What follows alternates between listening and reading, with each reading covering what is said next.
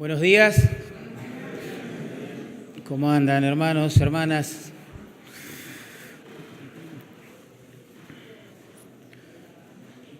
Verdades preciosas hemos cantado, ¿no?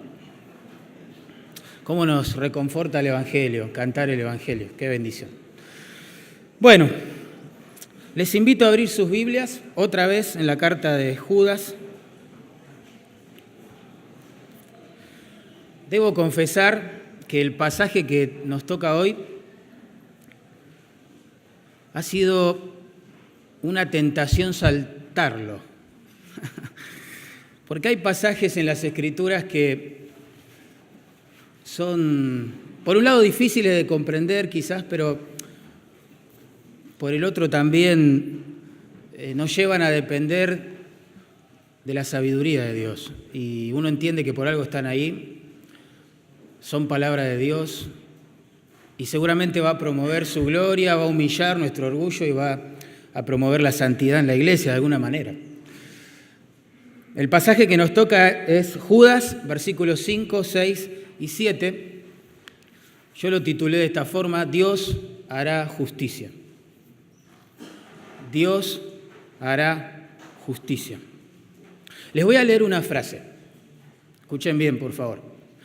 Dice así: es más fácil ser santos cuando estamos convencidos de la omnipresencia de Dios. ¿La repito? Es más fácil ser santos cuando estamos convencidos de la omnipresencia de Dios. ¿Les gusta la frase? Está buena, ¿sí o no? No se animan a opinar, ¿eh? Buena frase, ¿sí o no? Hermosa. Sin embargo, hermanos, proviene de un apóstata. Proviene de un hombre que comercia con la fe, que predica falsa doctrina, que dice que la prioridad de Jesús nunca fue la cruz ni promover el Evangelio, por ejemplo.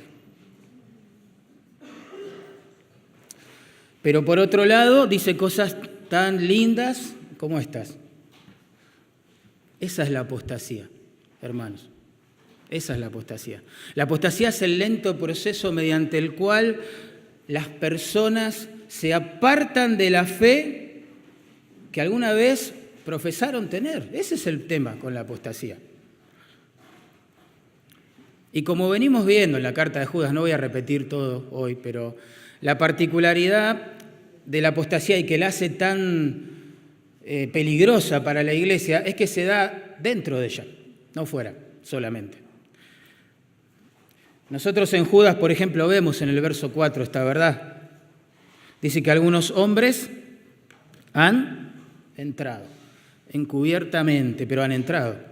En verso 12 los vemos allí también, a estos hombres comiendo en las fiestas de amor, el ágape, con los creyentes, con los redimidos. Están ahí.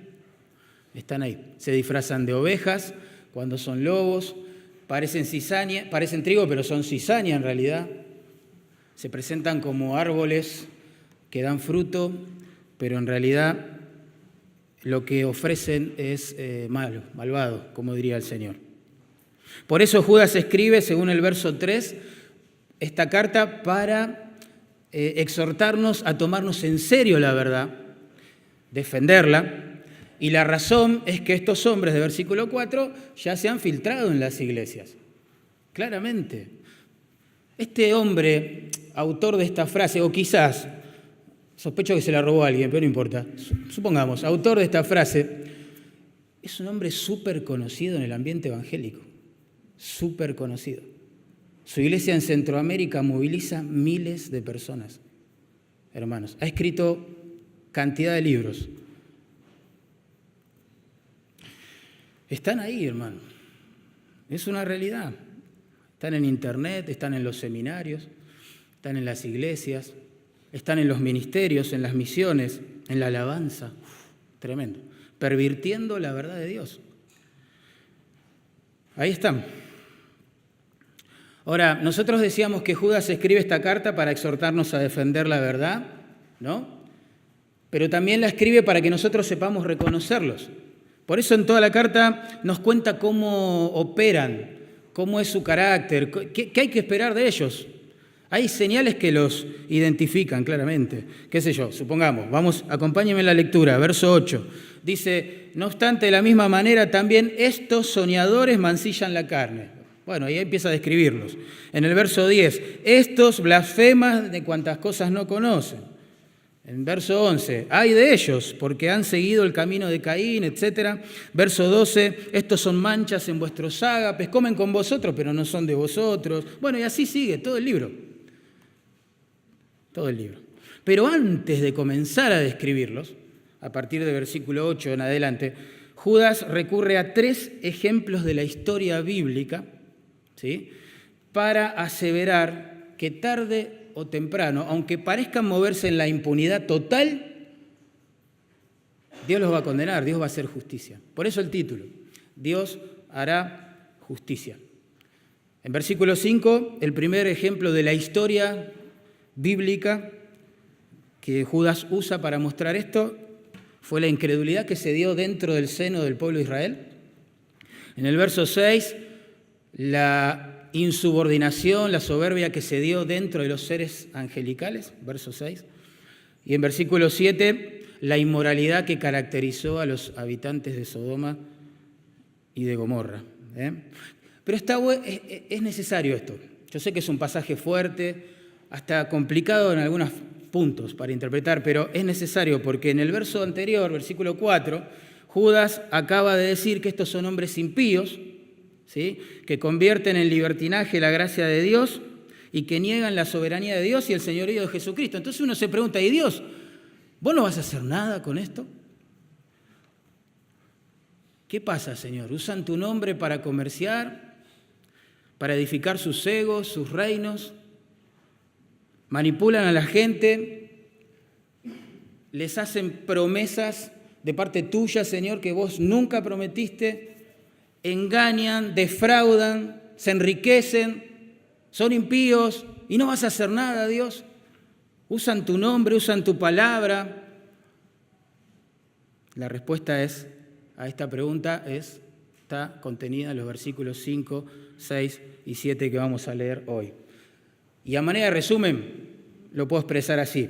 Así como Dios castigó la incredulidad de Israel, verso 5, la insurrección de los ángeles, verso 6, y la inmoralidad en Sodoma y Gomorra, ayer, también condenará a los apóstatas incrédulos, soberbios e inmorales de hoy. Dios hará justicia. Dios hará justicia. Vamos a orar. Padre, por favor, ilumina tu palabra para nosotros. Tú sabes, Señor, que dependemos de la obra de tu Espíritu para que nos abra los ojos del entendimiento y podamos ver las maravillas que hay en tu ley, aún en pasajes como este. Es parte de tu palabra, Señor. Tú no malgastas material inspirado. Tiene un propósito.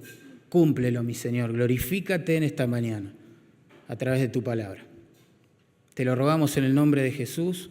Amén. Vamos a ver en primer lugar, entonces, versículo 5, el caso de los israelitas en el desierto y la incredulidad que caracterizó a muchos de ellos. Leemos, mas quiero recordaros, ya que una vez lo habéis sabido, que el Señor, habiendo salvado al pueblo, sacándolo de Egipto, después destruyó a los que no creyeron. Primer evento histórico, no mitológico, histórico, al cual Judas recurre para ilustrar esta verdad, que Dios va a hacer justicia. Dios va a hacer justicia. Noten algo importante antes de avanzar. Allí, cómo comienza el verso 5, con esta expresión. Quiero recordaros ya que una vez lo habéis sabido, y comienza a describir el evento. Esa expresión lo que nos está diciendo o confirmando es que los lectores originales de la carta de Judas sabían claramente de qué se trataba. Por eso Judas no da demasiados detalles. Ni cuando habla de la incredulidad de Israel en verso 5, ni cuando habla de este pecado que cometieron los ángeles en verso 6, ni cuando se explaya sobre el tema de Sodoma y Gomorra en verso 7. Lo menciona nada más. Su auditorio, vamos a decirlo así, original, sabían perfectamente de qué estaba hablando. Lo cierto es que, según este texto, Judas les recuerda el final que tuvieron los israelitas, y eso nos llama la atención, ¿no? Que fueron, por un lado, milagrosamente rescatados, ¿se acuerdan de la esclavitud en Egipto? Por otro lado, fueron conducidos por un desierto hostil durante 40 años, viviendo también, saboreando la provisión y el poder de Dios, la protección de Dios sobre sus vidas, pero que sin embargo no creyeron. No creyeron. Sin dar muchos detalles, hermanos, Judas quiere que sus lectores a lo menos recuerden dos cosas de este caso, las graben a fuego en sus corazones. En primer lugar, dice el texto, noten, Dios libró milagrosamente a todos los israelitas de la esclavitud en Egipto. A todos. Fue un hecho sorprendente de la omnipotencia de Dios. Ustedes recordarán las 10 plagas, el mar abierto en 2, etc. Eso por un lado. Por el otro lado, que Dios destruyó a los que no creyeron. En términos de los que estamos hablando en estos días, a la luz de esta carta, a los que apostataron, a los que profesaron creer, pero no creían en Él. Escucharon la palabra, pero no fue acompañada de fe, nos va a explicar más tarde el escritor de Hebreos. Y ese es el problema. Y yo sospecho que en las iglesias, hermanos, hay mucha gente así. Estamos hablando de Israel, el pueblo del pacto. El pueblo a partir del cual Dios nos traería la ley, las promesas, su Hijo amado, el Salvador del mundo. Sin embargo, la mayoría de ellos no creyó. En Deuteronomio 4:34 leemos que Dios libró a su pueblo, esta es la frase que usa, de la esclavitud con mano poderosa y brazo extendido. No es que esta gente no percibió el poder de Dios. ¿Está bien? Claramente pudo ver su obra majestuosa y soberana en vivo y en directo allí en Egipto. Como respuesta, eso es lo que Dios dice todo el tiempo en Deuteronomio a los hijos de estos incrédulos, solo esperaba confianza, amor, obediencia y servicio. Pero ustedes saben la historia. A los pocos días de salir de Egipto, ellos comenzaron a quejarse, ¿se acuerdan? Primero por la comida, que era un menú monótono, digamos. Después por la falta de agua en el desierto, a pesar de que Dios la suplía todo el tiempo y de maneras sorprendentes y milagrosas. Después comenzaron a quejarse respecto del liderazgo de Moisés y de Aarón.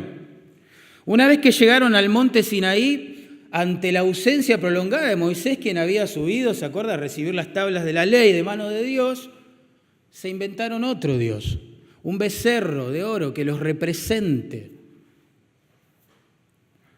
No creyeron. Cuando llegaron a las puertas de la tierra prometida, allí en Cades Barnea, la rechazaron porque se sintieron intimidados ante el poderío militar de la gente que habitaba ese lugar. Y no creyeron, desconfiaron del mismo Dios que los había librado de manera sorprendente y poderosa de Egipto. Así que no creyeron que el mismo Dios que envió esas plagas a Egipto, que dividió el Mar Rojo en dos para que ellos pasaran en seco, sepultando tras de ellos al ejército de Faraón, el mismo Dios que los había alimentado con pan del cielo, con agua que a veces hasta vertía de las rocas áridas del desierto, podía cumplir su palabra. Ese es el punto. Y ahora nuestro texto, fíjense, dice que el Señor, después de sacarlos de Egipto, destruyó a los que no creyeron. La incredulidad es el problema.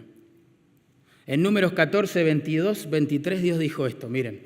Todos los que vieron mi gloria y mis señales que he hecho en Egipto y en el desierto, y me han tentado ya 10 veces, y no han oído mi voz, no verán la tierra a la cual juré a sus padres. No, ninguno de los que me han irritado la verá. Qué tragedia, qué tristeza. Cuando hablamos de personas que vieron manifestado el poder de Dios alrededor de ellos, que vieron la provisión de Dios en medio de ellos, pero que no creyeron la palabra de Dios en sus corazones. Qué tristeza. El escritor de Hebreos, muchos años después, por supuesto, también pone a estos israelitas incrédulos como ejemplo del juicio que Dios ejerce sobre aquellos que aprecian su obra, tienen cierto conocimiento la ven en la vida de los demás, pero no la creen. Se quedan con sus pecados, no se arrepienten, no se vuelven a Cristo en fe. Miren lo que dice el texto, Hebreos 3, 17 al 19. Dice, ¿quiénes fueron los que, habiendo oído, le provocaron a Dios? ¿No fueron todos los que salieron de Egipto por mano de Moisés? ¿Y con quiénes estuvo él disgustado 40 años? ¿No fue con los que pecaron, cuyos cuerpos cayeron en el desierto? ¿Y a quiénes juró que no entrarían en su reposo, sino a aquellos que desobedecieron? Y miren la conclusión ahora. Vemos pues que no pudieron entrar a causa de su incredulidad. Ahí está el problema. El único pecado que Dios no puede perdonar, no está dispuesto a perdonar, la incredulidad. Dios puede perdonar a los adúlteros, a los malvados, a los violentos, a los que ignoran su nombre, a los que se burlan de su pueblo, pero no puede perdonar a aquellos que no confían en su palabra y en la obra de su Hijo. Ese es el verdadero pecado imperdonable en la Biblia. Judas acá quiere que recordemos que todas las personas mayores de 20 años, según la historia, que no creyeron, obviamente, murieron en el desierto. ¿Saben? Según Números 14, versos 45 y 46, la suma total de estos hombres mayores que estaban allí en el desierto en aquel tiempo era 603.550. Mucha gente. Y alguien hizo esta operación matemática. Si dividimos este total por el número de días que pudo demorar un viaje de 38 años por el desierto, llegamos a la sobrecogedora cifra de casi 53 muertes por día. En promedio. Sabemos que no fue así. Pero es tremendo pensar esto. Y años más tarde, Moisés se dirigiría a los hijos de estos hombres incrédulos que murieron en el desierto para que no repitan la historia de sus padres con estas palabras. Los días que anduvimos de Cades Barnea, ese es el lugar donde se rebelaron, y dijeron, no vamos a entrar a la tierra. Hasta cuando pasamos el arroyo de Sered, es decir, frente a la tierra, fueron 38 años. Hasta que se acabó toda la generación de los hombres de guerra de en medio del campamento, como Jehová les había jurado. El punto acá de Judas es mostrar, hermanos, que Dios es paciente, esperó 38 años, pero también es justo y cumplió con su palabra. No quedó ninguno de esa generación. Solamente Josué, Caleb, sacerdotes, levitas, mujeres y los hijos de estas personas. Según las Escrituras, y esto es lo que a mí me llama la atención, es un hecho así como incontrovertible, ¿no? Irrefutable, que Dios destruyó a los que antes había rescatado de Egipto. Es decir, que la implicación del texto aquí de Judas es que Dios va a hacer lo mismo una y otra vez ante los casos similares. Y esto es donde a mí me hace pensar y conmover el alma, ¿no? Porque yo pienso, en las iglesias hay gente así, hermanos, que perciben el poder transformador de Dios en la vida de otros, que escuchan de los actos, wow, maravillosos de Dios a través de la lectura bíblica o a través de las canciones también. Y están ahí contemplando, observando, pero nunca se han arrepentido, no han creído en su Hijo, aman sus pecados todavía. Y uno se le parte el alma porque Dios tiene que hacer justicia. Ellos salieron de Egipto, volvamos a Israel, como dice el texto acá, siendo aparentemente salvados, pero ante las pruebas del desierto, y ahí es donde se prueba la fe verdadera, la mayoría de ellos demostraron que no creían, no creyeron al Señor. ¿Recuerdan la parábola del sembrador? Hay personas que reciben la palabra con gozo al principio, ¿no? Están contentos, la abrazan, parecen que sus vidas experimentan un cambio tremendo, solo para después ver que quizás por el afán de las riquezas o el costo de seguir a Cristo, las persecuciones u otras cosas que menciona el texto, se apartan o en nuestros términos apostatan. Solo uno de los 4 terrenos donde cae la semilla en la parábola da fruto verdadero.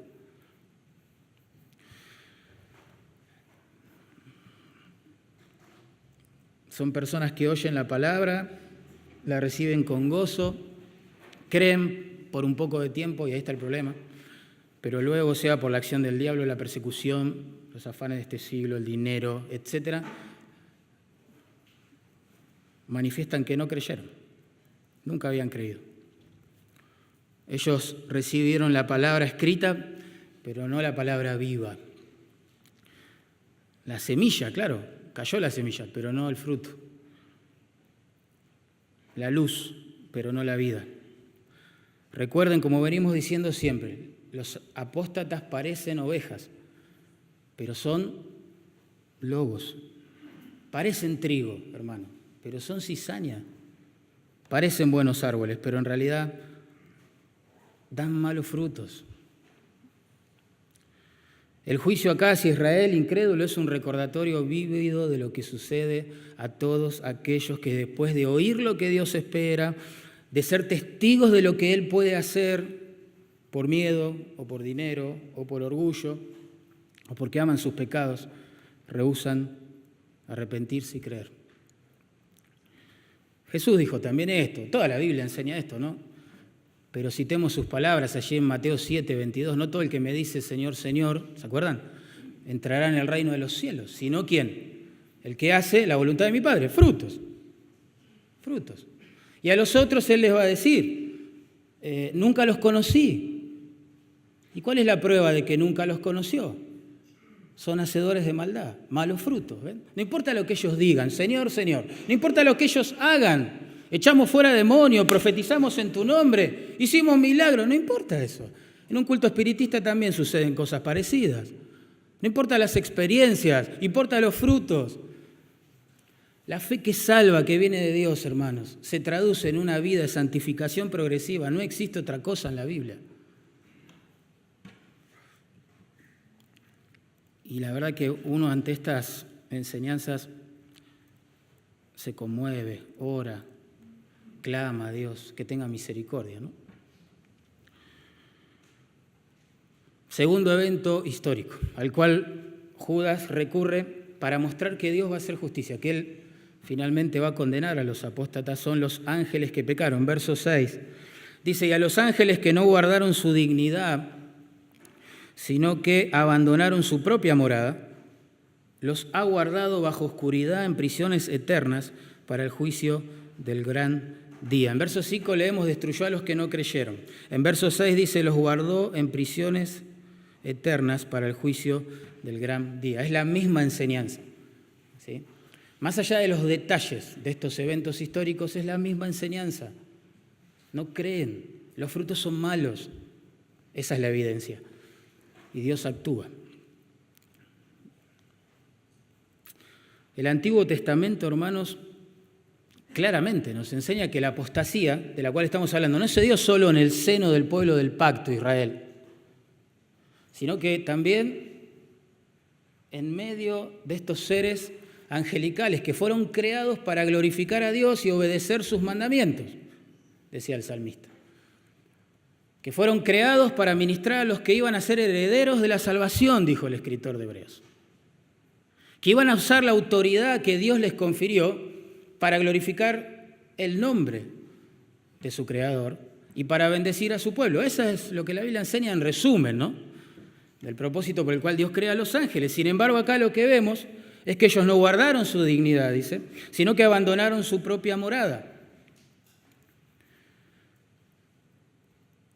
Volvemos al punto inicial. El hecho de que los ángeles mencionados y este pecado específico, al cual alude Judas, no estén detallados acá en el texto, implica que sus lectores originales sabían claramente de qué estaba hablando Judas. El problema es que nosotros no somos parte de esos lectores originales. Tenemos que hacer un trabajo de interpretación, de conexión de textos y un montón de cosas. Y es ahí donde claramente, al definir o intentar definir cuál es el pecado específico de estos ángeles, los estudiosos serios, humildes de la Escritura, piensan en algunas posiciones que son distintas entre sí. Las tres que se han ofrecido, que quizás son más serias, más bíblicas, se las menciono. Unos afirman, por ejemplo, en primer lugar, que la referencia de Judas es a un episodio que desconocen sus lectores. Tiene que ver con algo que solo Dios sabe, ¿sí? De qué se trata y, bueno, a través de la pluma de Judas llega a nosotros, pero así como estamos medio desconcertados nosotros, quizás lo estuvieron ellos. Pero bueno, esto no se ajusta al contexto, para mí, lo digo con humildad, ¿no? No se ajusta al contexto porque en verso 5 Judas está apelando a la memoria de eventos que estos hermanos, lectores originales, sí conocían. La segunda posición dice que Judas se refirió a la caída original de Satanás y sus demonios. Bueno, es una posición válida y posible. El único problema que yo encuentro para adoptarla como mía, digamos, es que acá dice que los ángeles estos ángeles que pecaron fueron encerrados en prisiones eternas. Y la Biblia dice claramente que los creyentes luchamos hoy en día, ¿se acuerdan? No contra sangre y carne, otras personas, de última, sino contra principados, potestades, ¿se acuerdan? Haciendo una referencia a la horda de demonios que obviamente quiere robar la palabra de Dios y la gloria de Dios a la iglesia. Están sueltos, eso es lo que quiero decir. Están sueltos. En el ministerio terrenal del Señor los vemos poseyendo a las personas, están sueltos. El mismo Satanás está suelto. Pedro lo describió como un león rugiente, ¿se acuerdan? Que anda alrededor, no está encerrado. Anda alrededor, dice, buscando a quién devorar. Entonces no puedo hacer la mía tampoco esta posición, por esto que les estoy diciendo. Y otros, en tercer lugar, afirman que Judas se refirió a algún pecado así inusual, digamos, cometido por un grupo específico de ángeles a los cuales Dios trató de este modo, como lo explica este versículo. Los escritores, insisto, los receptores de esta carta sabían de qué se trataba y nosotros tenemos que pensar un poco más, quizás, relacionar un poco más las cosas. Lo cierto es que este pecado fue tan serio, digamos, que Dios decidió encadenar a los demonios que lo cometieron para evitar que volvieran a hacerlo. Esa es la idea. ¿Sí? Hay demonios sueltos, como acabamos de describir, el mismo Satanás, como león rugiente, pero hay otros que el Señor ha encerrado. En su segunda carta, Pedro también menciona a estos ángeles encerrados, digamos, con estas palabras, 2 Pedro 2:4. Dice así: Dios no perdonó a los ángeles que pecaron, sino que arrojándolos al infierno los entregó a prisiones de oscuridad para ser reservados para el día del juicio. Lo mismo que dice Judas. Pedro dice que ellos pecaron nada más. Judas, en cambio, agrega un par de detalles, noten, específicos acá, en verso 6. En primer lugar, ellos no guardaron su dignidad, dice el texto. En otras palabras, esto significa que ellos no se mantuvieron dentro del límite de autoridad que Dios les confirió. Dios los crea, les da un ministerio y le dicen, este es el límite de autoridad, pero la idea del texto es que ellos transgredieron esos límites, lo corrieron, ¿sí? ¿Se entiende?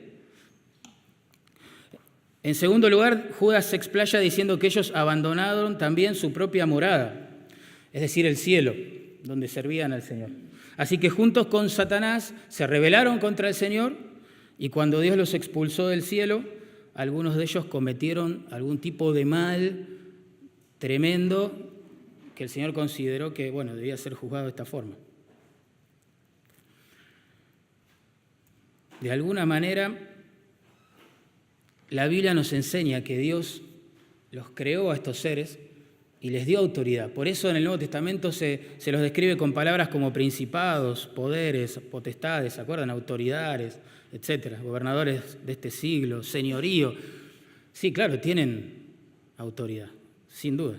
Sin embargo, parece claro a la luz del contexto que algunos de ellos no usaron esa autoridad para glorificar a Dios, ni tampoco bajo la autoridad de la palabra de Dios, y pecaron, se rebelaron contra Dios.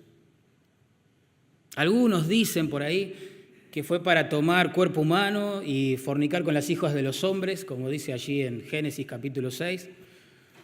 Es una posibilidad. Yo me resisto un poco a creerla también, porque el Señor en Mateo 22:30 dice que los ángeles no tienen capacidad de reproducción, no se casan, no se dan en casamiento, etc. Pero bueno, más allá del pecado particular, lo que Judas nos quiere mostrar es que la apostasía también se da en el seno de los ángeles. Es tremendo. Ellos ministraban en la misma presencia de Dios, contemplando la gloria de Dios, las alabanzas del cielo. Tremendo. Pero el fruto que dieron fue rebelión, insubordinación, vamos a decirlo así, a la autoridad de su Creador. Es lo mismo que hizo Israel en el desierto, solo que a otro nivel. Profesaron a Dios, seguramente se habrán sumado al coro de alabanzas angelicales por un momento, pero se rebelaron contra Dios. Quisieron ser quizás su propio Dios. Por eso muchos escritores piensan que el pecado de ellos en realidad no fue la inmoralidad, sino el orgullo, la soberbia, la rebelión contra la autoridad de Dios. Puede ser, puede ser. Lo cierto es que Judas no nos da más detalle. Entonces, ¿para qué ir más allá de lo que está escrito, no? Sí sabemos, hermanos, que ellos apostataron. Y eso es lo que importa a la luz de esta carta. Apostataron. Tuvieron todos los privilegios habidos y por haber, espiritualmente hablando, y sin embargo, apostataron. Ellos residían en el esplendor de la gloria celestial de Dios, ahora están confinados a, digamos, cárceles de oscuridad y tinieblas, es la idea. Dios les mandó a vivir en tinieblas, ¿entienden? Hubo un tiempo en el que ejercieron autoridad claramente, pero ahora solo son prisioneros encadenados esperando su juicio, su condenación. Eso es lo que el pecado hace, la apostasía, el haber profesado fe, creencia, relación, alabanzas a Dios y después negarlo. Es sorprendente, ¿no?, que la apostasía se dé en los seres angelicales. Ellos le dieron la espalda a Dios, increíblemente, en cuanto a la autoridad y la función que Él les diseñó para ellos. Es asombroso esto. En la misma presencia de Dios. Ellos conocían a Dios, experimentaban su presencia, hermano, tremendo, de una manera que a nosotros nos gustaría, ¿no?, percibir. Pero le abandonaron para seguir su propio reino. Y los apóstatas en este sentido son como estos ángeles caídos, que no quieren someterse a la autoridad de la palabra de Dios, ni loco. Ellos son ley para sí mismos. En el verso 4 vimos, noten conmigo, que ellos convierten en libertinaje la gracia de Dios y niegan la soberanía, es la idea, y el señorío de Cristo. Ellos se ponen locos en el contexto de una iglesia donde no se exalta a los hombres, no se alaba a los hombres, no se los pone en un pedestal, sino que toda esa gloria, esa magnificencia se reserva al Señor. Se ponen locos porque en ese lugar se está edificando el reino de Dios y no el de ellos. En la práctica ellos hacen estas cosas al predicar otros evangelios, prosperidad, confesión positiva, etcétera. Ustedes saben, la tercera ola de poder, donde se asume, según ese falso evangelio, que si no hay una manifestación poderosa y milagrosa de Dios, nadie puede ser salvo, nadie va a poder creer el mensaje y cosas como esas. Así niegan a Dios, claramente, predicando otro evangelio. ¿Y cómo niegan el señorío, la soberanía de Cristo sobre sus vidas? Al mostrar rebeldía a la autoridad de la palabra. Ellos dicen, sí, la Biblia dice eso, está bien, pero Dios me reveló esto, otro. Y quizás alguien bien intencionado en la iglesia lo va a confrontar y se encuentra con una pared. Piensa que va a ser tan humilde como se muestra en el púlpito la persona. Y va a hablar y le dice, pastor, con toda humildad, le digo, a mí me parece que usted interpretó mal un versículo bíblico. ¿Cómo? ¿Te vas a meter con el ungido de Dios? Ujieres, sáquenlo de aquí. ¿No? En versículo 8 leemos que ellos claramente, fíjense ahí la frase, rechazan la autoridad, ¿ven? Tienen un problema con la autoridad. Si hay algo que caracteriza al apóstata, es eso. No solo que profesó como Israel en el desierto fe, confianza, alabanzas a Dios y después la niega, manifestando queja e incredulidad, sino que también son muy orgullosos. Tienen un conflicto tremendo con la autoridad de Dios sobre sus vidas, versículo 4, sobre la autoridad que Dios, humana, que Dios les pueda poner para bendecirlos y presidirlos en el Señor. Es tremendo, luchan con eso a muerte en sus corazones. En el verso 11 dice que perecieron en la contradicción de Coré. ¿Ustedes recuerdan cuál fue la contradicción de Coré? También decían que ellos tenían celo por Jehová, ¿no? Y se rebelaron contra Moisés y Aarón. Los líderes que Dios les había puesto, imperfectos, obvio, pecaminosos también, pero los que Dios puso. Y ahí perecieron. Entonces, en versículo 19 se agrega que estos son los que causan divisiones también en las iglesias. El apóstata codicia la autoridad como nada en el mundo. Es tremendo. Al no conocer a Dios, su Dios es su propio ego, claramente. No buscan la gloria de Dios, buscan la suya. Ese es el punto. Y después nos sorprendemos porque escuchamos en las iglesias abusos espirituales del liderazgo de tal tipo que vos no lo podemos creer y decimos, ¿qué? ¿En serio te dijo eso? ¿En serio te trató así? El predicador, el pastor, el ungido, ¿te trató así? ¿En serio? ¿Dijo eso? ¿En serio? ¿Vive de esa forma? ¡Wow! Ellos profesan conocer a Dios. Como los ángeles, tienen autoridad sobre el pueblo de Dios, o sea, se la edificaron ellos, ¿no? Pero la usan no para glorificar a Dios, ni alimentar a su pueblo con la palabra de Dios. No.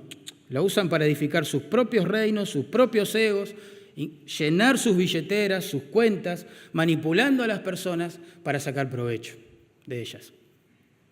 El liderazgo sin amor en la iglesia es manipulación. Liderazgo sin Biblia es manipulación. Olvídense. Espero que ninguno de nosotros jamás decida seguir a alguien que pretende tener la autoridad final sobre todas las cosas. Y que todos nosotros, en cambio, en obediencia a Dios, sigamos a personas que siguen y se someten a la vez a la autoridad de la palabra de Dios. Los apóstatas parecen humildes, pero son soberbios. Ellos edifican su propio reino personal, hermano. Te va a sentir amado, te va a decir desde la predicación lo que querés oír para que vuelvas y ofrendes todo el tiempo. Porque ellos usan a las ovejas. El apóstol Pedro dijo que de la gente iban a ser mercancía, hermano. Fíjate, en vez de alimentar a las ovejas le iban a quitar la lana. Iban a comercializar con las almas, con la fe, usando el nombre de tu Señor. Y decir la verdad, hablando de estas cosas y pensando en estas, ¿no te genera un sentido como diciendo en el corazón de justicia, Señor, y vos no haces nada? Y el Señor nos dice, ¿cómo no? Sí, Dios hará justicia. Dios va a hacer justicia. Son incontables las personas que hemos conocido en este peregrinaje breve sobre la tierra que tenemos, que han venido, pero tremendamente heridas, lastimadas por liderazgos humanos, soberbios, autoritarios. Impresionante. Y todo en nombre de Dios. Ese es el peligro de la apostasía. Último evento histórico al que Judas recurre para mostrar esta verdad. Dios va a hacer justicia. Parece que se mueven con impunidad, ¿viste? Parece que prosperan siendo impíos. Parece que llevan todas las de ganar. Son ricos, famosos, escriben libros. Las editoriales se pelean por tenerlos entre sus filas. tienen edificios gigantescos, manejan miles y miles y miles de pesos. Parece que se mueven en la impunidad. Tuercen las Escrituras para su propia perdición. Y Dios va a hacer justicia. Es así. Dios no cajonea expedientes, ¿no? Tarde o temprano Él va a hacer justicia. Bueno, ahora vamos a recordar a las ciudades de Sodoma y Gomorra, en versículo 7. Dice, como Sodoma y Gomorra y las ciudades vecinas, las cuales de la misma manera que aquellos, habiendo fornicado, ido en pos de vicios contra la naturaleza, fueron puestas por ejemplo sufriendo el castigo del fuego eterno. Yo sé que en principio no parece que la gente de Sodoma y Gomorra fueran candidatos a la apostasía, pero hay evidencia de que esta gente llegó a escuchar seguramente y claramente la verdad. ¿Por qué digo esto? Porque la destrucción de estas ciudades, siguiendo una cronología bíblica allí en Génesis, se produjo 450 años después del diluvio. ¿Está bien? La Biblia en Génesis 9:28 dice que Moisés murió 100 años antes del diluvio. ¿Se acuerda que vivían mucho tiempo? No como ahora, nosotros no. Pero, ¿qué pasa? Esto significa que los hijos de Moisés, a lo menos uno de ellos, con seguridad, estaba vivo cuando Dios destruye las ciudades de Sodoma y Gomorra. La historia del diluvio latente. El mismo Moisés había fallecido no hace tanto tiempo atrás. Perdón, Noé, dije Moisés. ¿Rebobinamos? No, Moisés. Noé, ahí está, Noé. Dije Moisés 2 veces, ¿no? Tengo un problema con los nombres. Tremendo, hermano. Pero bueno, ustedes saben que es Noé, ¿no?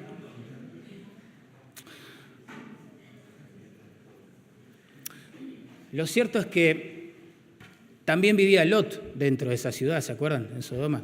Y Pedro nos dice que él afligía su alma justa, aunque no puedan creer, Lot era salvo. Dice, afligía su alma justa viendo todas las aberraciones que se practicaban en Sodoma. Así que había testimonio de la verdad, claramente. Y seguramente cuando decidieron acoger a Lot en la ciudad, habrán pensado en incorporar un Dios más, el que este hombre traía, Jehová. Lo cierto es que la gente de Sodoma, Gomorra, las ciudades vecinas, sin duda habrán escuchado la historia de Noé, el pecado del hombre, el juicio del diluvio sobre la tierra, el arca que en su misericordia y bondad Dios mandó a edificar para salvación de los que hallaron gracia. Sin embargo, como pasa hoy, la gente también escucha el mensaje de Dios por allí, por la radio, por la televisión, un amigo, un compañero de trabajo les cuenta y lo menosprecian por completo y se quedan con su pecado porque aman su pecado. No se arrepienten de su pecado.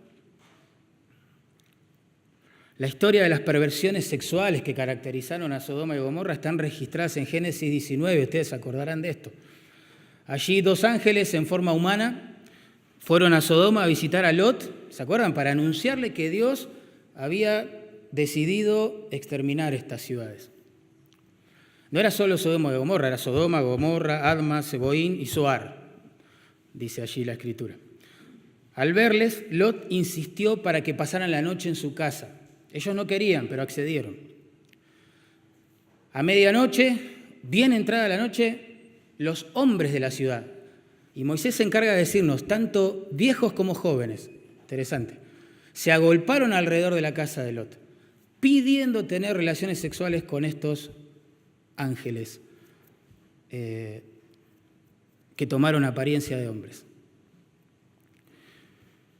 Cuando los hombres de Sodoma vieron que Lot no accedía, que les ofreció, es increíble, ¿no? Pero les ofreció, en lugar de estos hombres, a sus propias hijas vírgenes, para que satisfagan su lujuria. Increíble, ¿no? Pero eso hizo. Y al ver que nada daba resultado, estos hombres empezaron a abalanzarse sobre la puerta. La idea era destruir la puerta, destruir a Lot y violar a estos 2 ángeles humanados o con forma de hombre. Tremenda la perversión. Jóvenes y viejos, dice la Escritura. ¿Qué hicieron los ángeles? ¿Ustedes se acuerdan? Estiraron su mano, metieron a Lot dentro de la casa, cerraron la puerta, hirieron a todos esos hombres con ceguera. Lo asombroso del tema es que aún con ceguera insistían en tener relaciones homosexuales con estos dos hombres.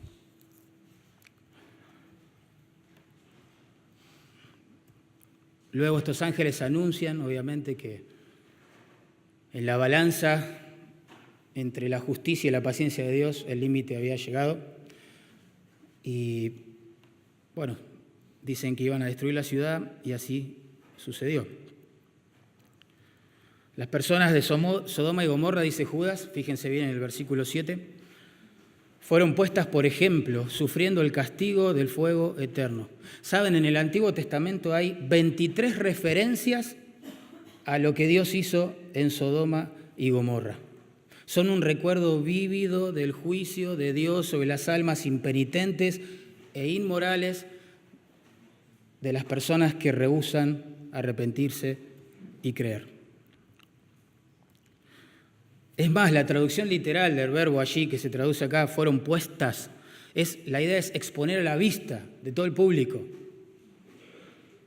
Sodoma y Gomorra nunca vuelven a figurar en la Biblia como ciudades con vida, sino que la memoria de su pecado y su consecuente juicio pasan por las páginas de los profetas, del mismo Jesús y de los escritores del Nuevo Testamento, como Pedro y Judas.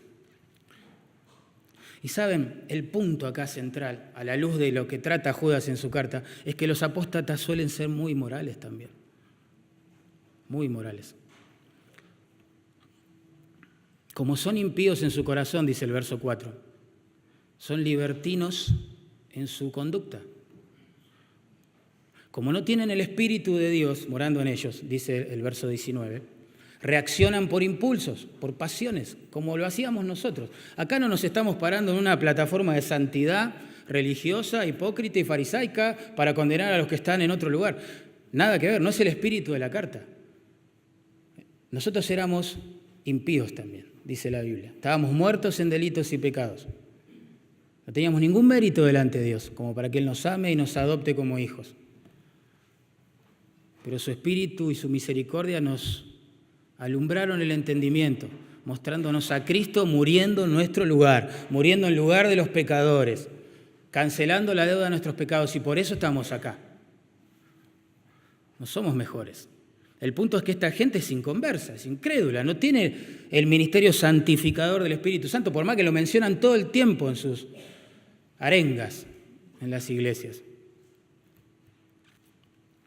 Ellos reaccionan con la única naturaleza que tienen, caída, pecaminosa.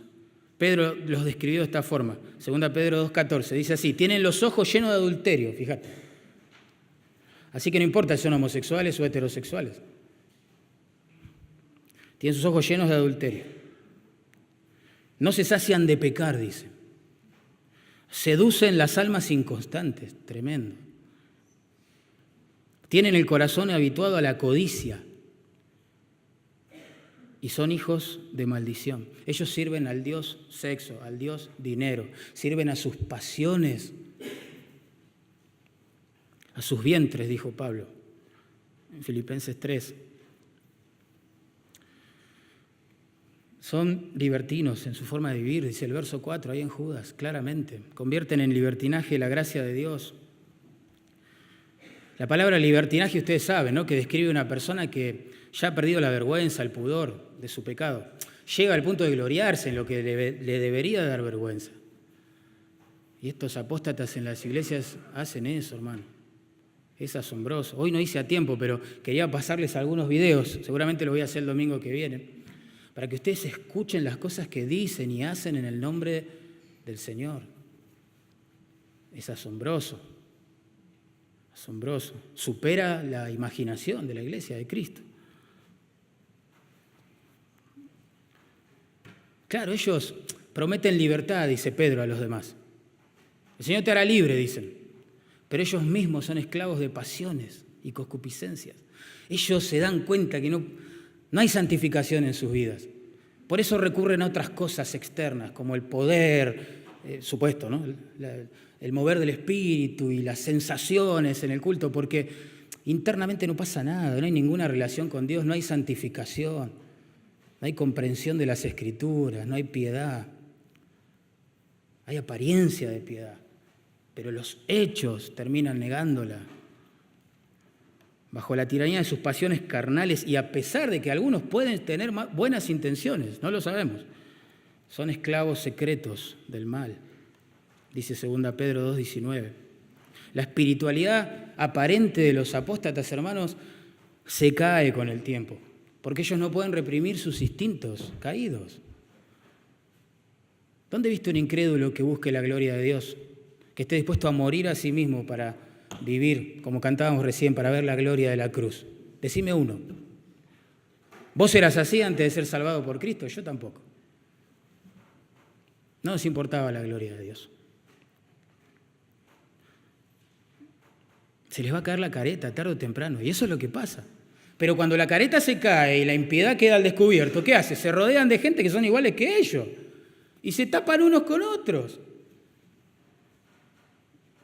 Y a la pobre oveja que está ahí siendo mal alimentada, mal tratada, mal representada, que quiere decir algo al respecto, olvídate, es el enemigo, es Satanás, es un demonio, hay que echarlo de acá, tiene espíritu de división.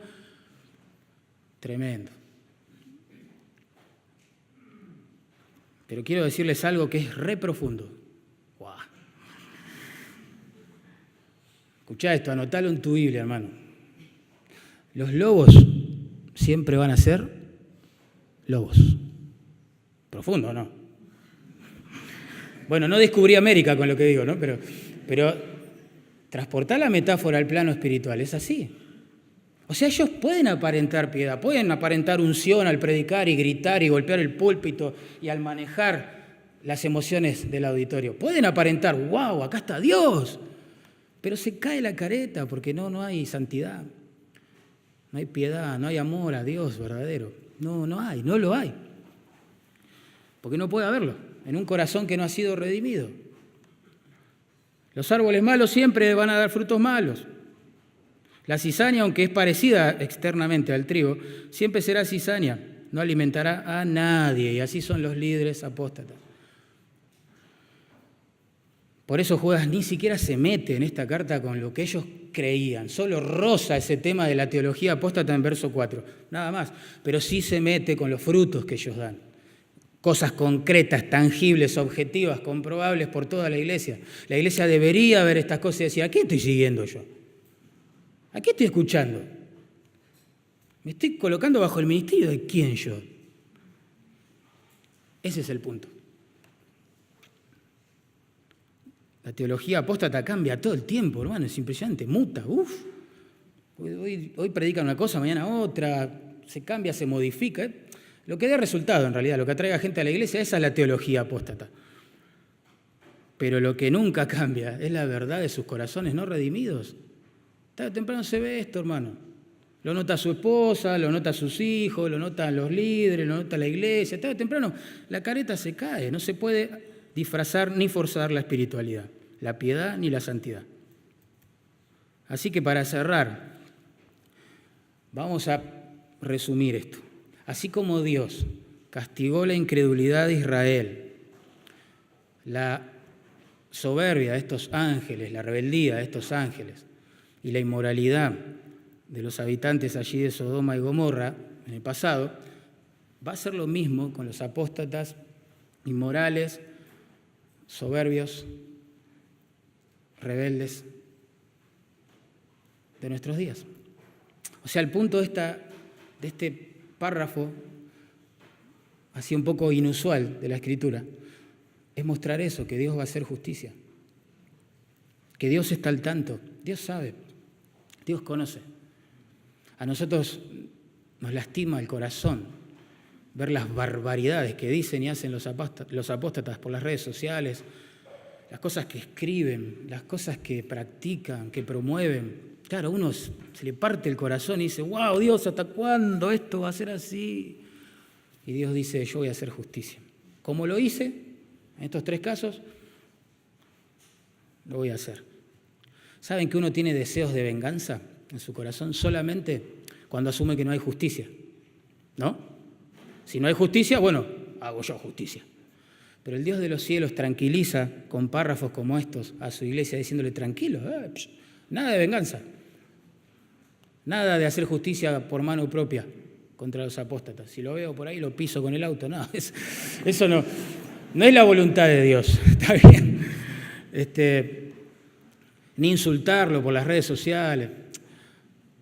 No es la forma, en serio. Créanme, hermano, no es la forma. Yo sé que a veces a uno se le va el corazón, ¿viste? Pero no es la forma. Dios va a hacer justicia. Entonces, en ese sentido, ¿no? ¿Por qué venganza? No, al contrario, tenemos que tener compasión, misericordia. Son ciegos guías de ciegos, diría el Señor. Ambos van a caer en el hoyo. Torcen las Escrituras, pero para su propia perdición, no solo para la de otras personas. No sé. Lo que sí sé, hermanos, es que si el castigo de Dios para con un Israel incrédulo fue tan severo, para los ángeles que pecaron, para los habitantes de Sodoma y Gomorra fue tan severo, yo me pregunto, ¿cuánto mayor será para la persona que hoy, en este tiempo, escucha, conoce la verdad del Evangelio y a la vez rechaza al Hijo de Dios? Rehúsa arrepentirse, juega con la idea de más adelante. Y no lo digo yo, lo dice el escritor de Hebreos. Por favor, escuchen estas palabras. Espero que generen compasión y no deseo de venganza en nuestros corazones. Compasión, en serio. Escuchen esto. Dice, porque si pecáramos voluntariamente, después de haber recibido el conocimiento de la verdad, ya no queda más sacrificio por los pecados, sino una horrenda expectación de juicio y de hervor de fuego que ha de devorar a los adversarios. Está hablando del pueblo de Dios, que está mal con Dios. Está hablando del que escucha, no cree. Está hablando de los adversarios. Y el escritor dice esto, el que viola la ley de Moisés por el testimonio de 2 o 3 testigos muere irremisiblemente. Así eran las cosas bajo la ley. ¿Cuánto mayor castigo pensáis que merecerá el que pisoteare al Hijo de Dios y tuviere por inmunda la sangre del pacto e hiciere afrenta al Espíritu de gracia? Tremendo.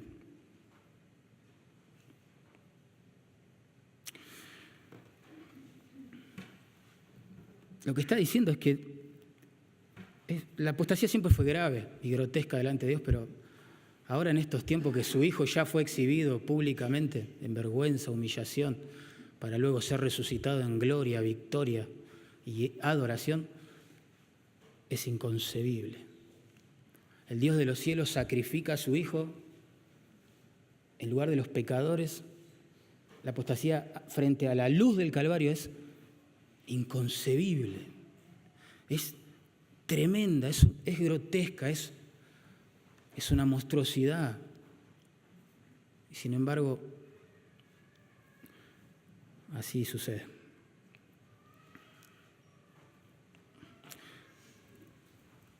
Otra reflexión para finalizar, así que nos sirva para aplicar a la vida, es que en algunos casos es evidente que Dios los juzga en esta tierra, como el caso de los israelitas en el desierto, ¿verdad? Como el caso de las ciudades de Sodoma y Gomorra, pero también es cierto y evidente que otros casos Dios los reserva para el juicio final.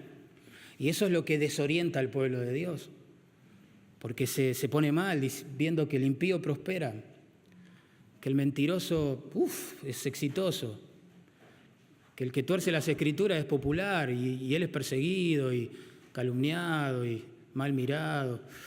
Y el siervo de Dios se puede sentir intimidado, puede sentir la tentación a ceder un poquito con el mensaje y aguar un poco las Escrituras. Tampoco es lindo, ¿no?, que a uno lo estén criticando todo el tiempo. ¿No es así? Jóvenes, yo siempre pienso en ustedes, que si todo sigue su curso normal, dentro de poco ustedes van a estar enseñando las Escrituras en esta iglesia o en otras que se funden.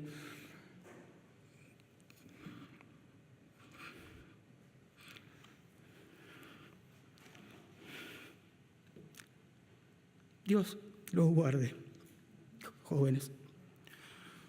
No inventen un Dios a su imagen y semejanza o la imagen y semejanza popular. Prediquen las Escrituras. Por favor, se los ruego en el nombre del Señor.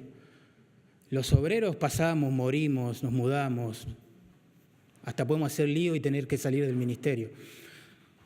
Pero la palabra de Dios permanece para siempre. Así que no busques popularidad en el ministerio. Busca glorificar a Dios a través de su palabra. Te lo ruego en el nombre del Señor. Los grandes, tenemos que apoyar a nuestros jóvenes, hermano. A full. Motivarlos a ser hombres y mujeres de la palabra, porque ellos van a continuar la iglesia. Animarlos a no ceder, a no transigir, a no casarse con las multitudes, las masas, la fama, el poder, el prestigio, las alabanzas de los hombres, que se suelen dar en un entorno apóstata con claridad, sino que estén dispuestos a tomar su cruz, morir a sí mismos cada día y seguir a este precioso Señor y Salvador de nuestras almas. Aunque por eso sean calumniados, ignorados, no considerados, no consultados como referentes espirituales por nadie. No importa. Y última reflexión final. ¿Cuánto daño hacen estos hombres, hermanos, estos apóstatas? Pensá un cachito, por favor. El daño que hacen. Lastiman ovejas. Ensucian el nombre de Dios. Porque la gente pensante que no tiene una inclinación religiosa los observa y te son unos chanta tremendo y tienen razón. Tienen razón. Están comerciando con la fe, no te das cuenta, tienen razón. Como Pablo les escribió en la carta de los Romanos, por causa de ello el nombre del Señor es blasfemado entre los gentiles. Conducen a la gente al infierno, se usan mutuamente, público y predicadores apóstatas, se usan mutuamente, porque ellos van a la iglesia a transar con Dios algún milagro, algo, y los otros se lo ofrecen, oferta, demanda, se usan mutuamente y ambos caerán en el hoyo si no se arrepienten. Propagan mentiras por todos lados, usando la Biblia fuera de contexto, tremendo, con una audacia, poniéndose encima del libro de Dios, interpretándolo como quieren. Inventan falsos evangelios que producen falsas esperanzas. Defraudan a las personas prometiéndole cosas que Dios nunca les prometió ni garantiza que las va a hacer. Vení a mi iglesia y vas a ser sano y la persona se muere de cáncer 6 meses después. Vení a la iglesia y tu pareja te va a amar y resulta que se divorcia. Y vení a la iglesia y ¿qué sabés vos? ¿Qué prometés? ¿Quién sos? ¿Qué? Tremendo. Hablás de un Dios, de parte de un Dios que no conocés. Por eso haces esas cosas. No lo temés. No te importa que la gente asuma que Dios promete y no cumple. No te importa. Importa que vengan a la iglesia y pongan dinero. Calumnian a los creyentes. Hoy la iglesia evangélica persigue a los evangélicos. De una manera increíble, hermanos. Los pocos hombres y mujeres del Señor que están ahí, dale con la palabra y tratando de glorificar a Dios y ser bíblicos y vivir en santidad y ser humildes, tremendo. Donde vayan, circulan WhatsApp por las redes sociales, cuidado con ellos. Son de esta línea teológica, de la otra, son legalistas, son fríos, quitan el espíritu de las iglesias y bla, bla, bla. Tremendo. Y lo peor de esto, decir la verdad. Estoy un poco indignado, lo reconozco. Pero decir la verdad, ¿no te da bronca esto? ¿Sí o no? ¿Tenés sangre espiritual en las venas, hermano? Usan el nombre de tu Señor, el nombre de mi Señor. Usan su palabra. Y uno pregunta en su corazón muchas veces, ¿y vos, Señor, no vas a hacer nada? ¿Qué pasa, Señor? En tu universo debería triunfar el bien, no el mal. La justicia, no la injusticia. ¿Cómo puede ser, Dios? En vano, entonces, me he lavado, en vano he guardado mi alma, en vano intento ser piadoso, humilde, en vano intento ser un hombre de la palabra. Dios, ¿para qué? ¿Para qué? Y el Señor desde los cielos nos manda versículos como estos que estamos leyendo y dice, yo voy a hacer justicia. No a tu tiempo, no a tu forma, yo voy a hacer justicia, dices. Entonces la iglesia reposa, descansa. Sabe que todo esto es permitido por Dios y tiene un propósito soberano, glorioso. Así que no tenemos que andar vengándonos, atacando, insultando, no sé, ejerciendo violencia, ni verbal ni teológica contra nadie, solo tenemos que predicar la verdad. Oramos. Voy a invitar a Miguel Aguirre, por favor, está por acá Miguel, que venga a cerrar el culto. Que Dios nos ayude.